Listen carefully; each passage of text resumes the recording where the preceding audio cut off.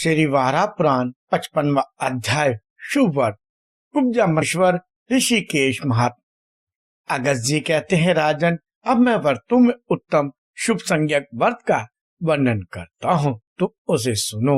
महाभाग, इसके प्रभाव से भगवान विष्णु का दर्शन सुलभ हो जाता है, इसमें कोई संदेह नहीं।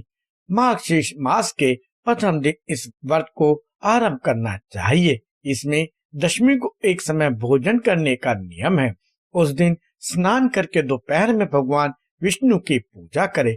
एकादशी के दिन उपवास कर ब्राह्मणों को विधि के साथ यज्ञ देना चाहिए। उस समय दान, होम एवं अर्चन, इन सभी क्रियाओं में सदा भगवान श्री हरि के नामों का कीर्तन करना चाहिए। राजेंद्र, अगन, पूस, माघ एवं फागुन, इन 4 महीनों में ऐसे ही नियमों का पालन करना समुचित है। उपवास करके पूजा संपन्न करे। फिर विद्वान पुरुष चैत, वैशाख, ज्येष्ठ एवं आषाढ़, इन 4 महीनों में उसी तरह संयम पूर्वक व्रत करे। इस चौमासे में ब्राह्मणों के लिए प्रीति पूर्वक पात्र से सत्तू दान करना चाहिए। श्रावण, भाद्रपद और अश्विन, इन 3 महीनों में अगन मास में तैयार होने वाले धान को बांटने का विधान है। इन 3 मासों की अवधि कार्तिक आरंभ होने के पूर्व तक मानी जाती है। इन महीनों में भी पूर्व जैसे ही उपवास करके पूजा करने का नियम है। दशमी के दिन संयमशील एवं पवित्र हैं। एकादशी के दिन बुद्धिमान व्यक्ति मास के नाम का उच्चारण करके भक्ति के साथ भगवान श्री हरि की पूजा करे। द्वादशी के दिन व्रत को समाप्त करे। राजन, एकादशी के दिन पर्वत एवं पाताल के रूप से अंकित पृथ्वी की सुवर्णमयी प्रतिमा के पूजन एवं दान का विशेष महत्व है। भगवान श्री हरि के सामने उस प्रतिमा को स्थापित कर उसे 2 सफेद वस्त्रों से ढक दे, पास में बीज बिखेर दे और रात में जागरण करे। फिर प्रातः काल 24 ब्राह्मणों को आमंत्रित कर प्रत्येक ब्राह्मण को गाय, 2 वस्त्र, सुवर्ण में अंगूठी और कुंडल आदि आभूषण दे। राजन, यदि व्रती पुरुष राजा है तो वह प्रत्येक ब्राह्मण को अपनी शक्ति के अनुसार भरण पोषण की व्यवस्था कर दे और दक्षिणा में स्वर्ण से बनी हुई पृथ्वी की प्रतिमा, 2 गौ और 2 वस्त्र दे, अथवा अपनी संपत्ति के अनुसार चांदी की पृथ्वी बनाए और भगवान श्री हरि को स्मरण करते हुए उसे ब्राह्मणों को अर्पण कर दे। निमंत्रित ब्राह्मणों को भोजन, छाता और कड़ाह भी दे। तत्पश्चात प्रार्थना करे, भगवान कृष्ण दामोदर श्री हरि मुझ पर प्रसन्न हो जाएं। राजन, इस व्रत के अनुष्ठान से जो फल मिलता है उसका वर्णन नहीं किया जा सकता। फिर भी एक प्रसंग सुनाता हूँ। सतयुग में एक ब्रह्मवादी राजा थे। उन्होंने ब्रह्मा जी से पुत्र प्राप्ति का उपाय पूछा। तब ब्रह्मा जी ने उन्हें यह व्रत बता दी और राजा इस व्रत को करने में संलग्न हो गए।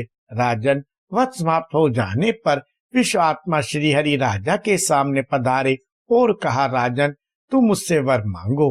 राजा ने कहा, देवेश, मुझे ऐसा पुत्र देने की कृपा कीजिए जो वैदिक मंत्रों का पूर्ण जानकार, दूसरों का यज्ञ कराने वाला, स्वयं यज्ञ करने में तत्पर, कीर्ति संपन्न, दीर्घायु, असंख्य सद्गुणों से युक्त, ब्राह्मणों में निष्ठा रखने वाला तथा शुद्ध अंतकरण संपन्न हो तथा जहाँ पहुंच जाने पर फिर सोच करने का अवसर सामने नहीं आता, वह मोक्ष प्रदान कर दे। इस पर श्री हरि एवं अस्तु कहकर अंतर्ध्यान हो गए। अब राजा के घर समय अनुसार पुत्र उत्पन्न हुआ, जिसका नाम वत्श्री रखा गया। वह वेद वेदांग का पूर्ण जानकार था। भगवान विष्णु के प्रसाद स्वरूप उस प्रतापी पुत्र को पाकर राजा तपस्या करने के विचार से निकल पड़े। वे हिमालय पर्वत पर इंद्रियों को वश में करके तथा निहार रहकर भगवान विष्णु की आराधना करते हुए इस प्रकार स्तुति करने लगे। राजा ने कहा, क्षर एवं अक्षर, अखिल जगत जिनका रूप है, जो क्षीर सागर में शयन करते हैं, देहधारियों के लिए परम पद, इंद्रियों के अविषय, विश्व की रक्षा करने वालों में सर्वश्रेष्ठ तथा जल में आकृति बनाए हुए हैं, उन भक्तों की याचना पूर्ण करने वाले प्रभु की मैं स्तुति करता हूँ। देवता एवं दानवों के निरंतर प्रार्थना करने पर सृष्टि करने के विचार से आपने इस जगत की रचना की है। भगवान, आप सदा एक कुटस्थ रूप से आसीन रहकर इच्छा मात्र से संसार की सृष्टि करते हैं। प्रभु आप कच्छप एवं नरसिंह आदि अनेक अवतार धारण कर चुके हैं, पर आपके अवतार लेने की यह बात भी मायके है, तथ्य नहीं। नरसिंह, वामन, परशुराम, राम, कृष्ण, बुद्ध, कलिक, वरेश, शंभु एवं विभुधारी नाशक आदि नामों से संबोधित होने वाले भगवान आपको मेरा निरंतर प्रणाम है। विष्णु आप स्वयं आदि यज्ञ पुरुष हैं। यज्ञ की सामग्री हवि आदि आपका ही रूप है। पशु, ऋत्विक और धृत ये सब आप ही हैं। कमल ने मैं आपकी शरण में आया हूँ, इस संसार सागर से मेरा उद्धार कीजिए। स्तुति के अंत में परम प्रभु प्रसन्न हुए। वे एक कुबड़े ब्राह्मण का वेश धारण कर वहां आए। उनके वहां पधारते ही आम का वृक्ष भी वैसा ही कुबड़ा बन गया। उन राजा को बड़ा आश्चर्य हुआ कि ऐसे विशाल वृक्ष का यह छोटा रूप कैसे हो गया। फिर सोचा कि परम प्रभु की सनिधि का यह परिणाम है। फिर उन्होंने ब्राह्मण वेशधारी प्रभु को प्रणाम किया। साथी का भगवान आप परम पुरुष परमात्मा है, अवश्य ही मुझ पर कृपा करने के लिए आपका यहाँ पधारना हुआ है। हरे, अब आप अपने वास्तविक स्वरूप का दर्शन कराने की कृपा कीजिए।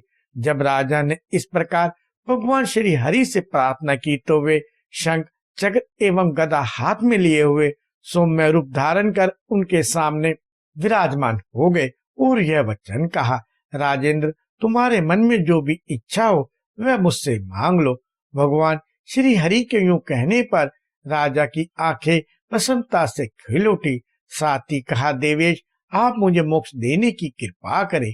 राजा की ऐसी बात सुनकर पुनः श्री भगवान बोले, राजन, मेरे यहाँ आने पर इस विशाल आम्र के वृक्ष में जो कुबज आ गया है, इसके परिणाम स्वरूप यह स्थान कुब्जामृक ऋषिकेश का नामांतर तीर्थ के नाम से प्रसिद्ध होगा। इस उत्तम तीर्थ में ब्राह्मण अथवा पशु पक्षी आदि योनि वाले भी यदि अपने शरीर का त्याग करेंगे तो उनके ले जाने के लिए 500 दिव्य विमान उपस्थित होंगे और वहां के उन योगियों की मुक्ति हो जाएगी। महाराज, इस प्रकार कह के भगवान जनार्दन ने शंख के अग्रभाग से राजा का स्पर्श किया। केवल स्पर्श होते उन नरेश को परम निर्वाण पद प्राप्त हो गया। अतएव तुम भी उन परम प्रभु की शरण ग्रहण करो, जिससे शोक करने के योग्य पद तुम्हें पुनः प्राप्त ना हो सके। जो मनुष्य प्रातः काल उठकर यह चरित पढ़ेगा उसे भगवान श्री हरि धर्म एवं मोक्ष प्रदान करेंगे। राजन, जो इस परम पवित्र शुभ पद को करेगा उसे इस संसार में संपूर्ण सुख संपत्ति और भोग सुलभ होंगे एवं आयु समाप्त होने पर वह भगवान में लीन हो जाएगा।